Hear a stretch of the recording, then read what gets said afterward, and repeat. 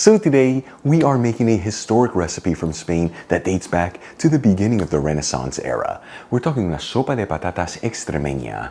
This dish hails from the region of Extremadura in the west of Spain, which is where most of the explorers that traveled to the New World were from. And let me tell you, this humble potato soup is filled with so many beautiful flavors.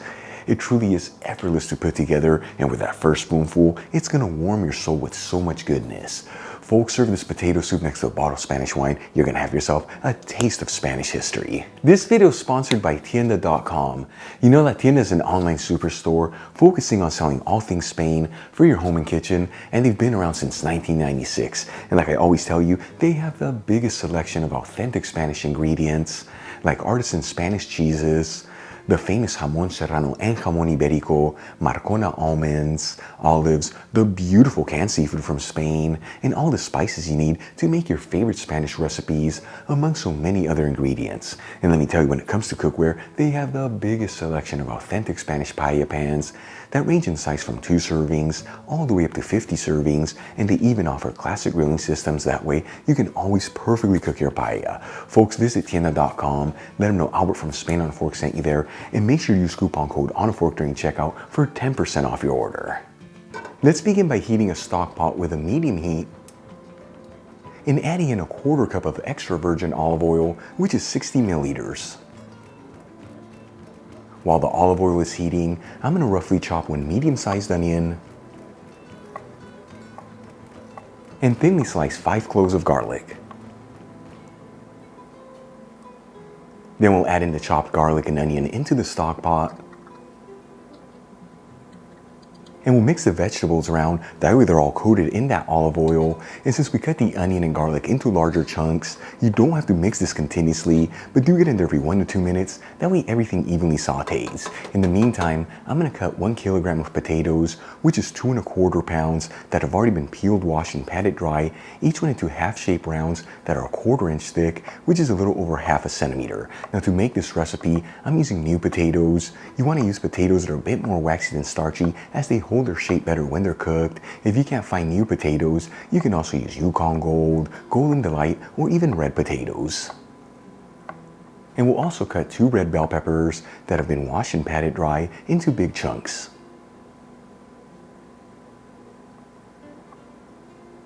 After 5 to 6 minutes and the garlic and onion are lightly sauteed, I'm going to add in the pieces of potato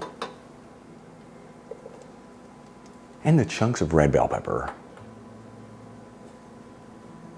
And we'll give it a mix, that way the potatoes and the red bell pepper are coated in that olive oil. And once again, you don't have to mix this continuously, but make sure to get in there every 1 to 2 minutes, that way all the ingredients evenly saute.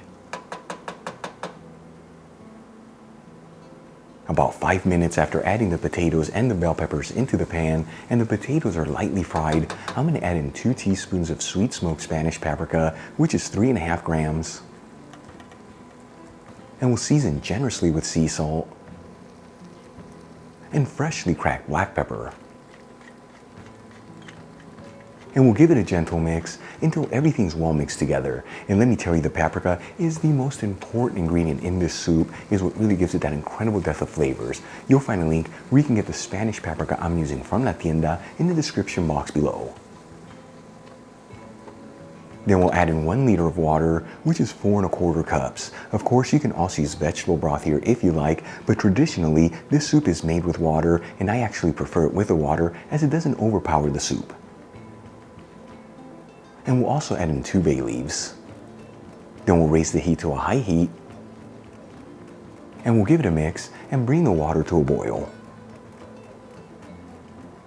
Once the water comes to a boil, I'm going to place the lid on the stock pot,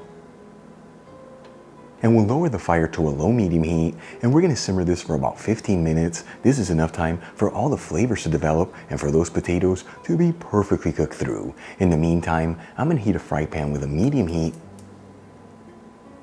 and add in a 1/4 cup of extra virgin olive oil, which once again is 60 milliliters. While the olive oil is heating, I'm going to cut some slices from a baguette that are 1/2 inch thick, which is about 1 1/4 centimeters. Then we'll add in the slices of baguette into the pan with a hot olive oil, and you want to make sure they're all in a single layer. And we'll fry the slices of baguette for about 3 minutes per side or until they're golden fried, and then set them aside.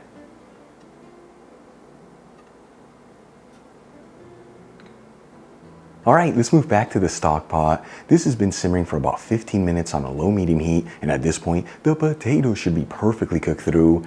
You know, you can always pierce them with a toothpick, and if it easily goes in there, you are ready to go. And let me tell you, don't want to overcook the potatoes, otherwise they're going to start falling apart. At this point, this dish is ready to go. I'm going to remove the stock pot from the heat. And let's start plating our dish. I'm going to add in some of the fried pieces of baguette into a shallow bowl, making sure once again that they're in a single layer. Then we'll top it off with some of our potato soup and make sure to add a little extra liquid into the bowl, as the pieces of bread in the bottom are going to be absorbing the liquid. And we'll garnish it with some fresh parsley. Check it out, our humble Spanish potato soup is done, known in Spain as Sopa de Patatas Extremeña, a beautiful dish from the region of Extremadura. Easy to make, basic ingredients, and such a beautiful presentation. Let's give this a try and see how it turned out. Once again, folks, Sopa de Patatas Extremeña, a beautiful looking Spanish soup. Here we go. That's a bowl of goodness right there. I even got a piece of the fried bread. This takes this to the next level. You know, it's recipes like this that once again prove how amazing the Spanish kitchen really is. Basic ingredients, no tricky techniques, no special equipment, and you get a soup that has so many incredible depths of flavors. Once again, folks, serve this potato soup next to a bottle of Spanish wine. You're gonna have yourself a taste of Spanish history. Really quick before I go, shout out to a couple of my patrons, David Anthony, Jean, Maybeth Robles, William Judd, and Manuel J. Rosales. Again, guys, thank you so much for being patrons of Spain on a Fork. You know how much I appreciate you. If you enjoyed today's video, hit that like button, as it really helps out the channel. Leave me a comment below. And as always, don't forget to share this video with your family and friends, that way our Spain on a Fork community can continue to grow. Till the next time, hasta luego. Viva Extremadura. You know, and Extremadura is the land where the black pigs to make the jamón ibérico is famous from. But this dish right here, naturally vegan.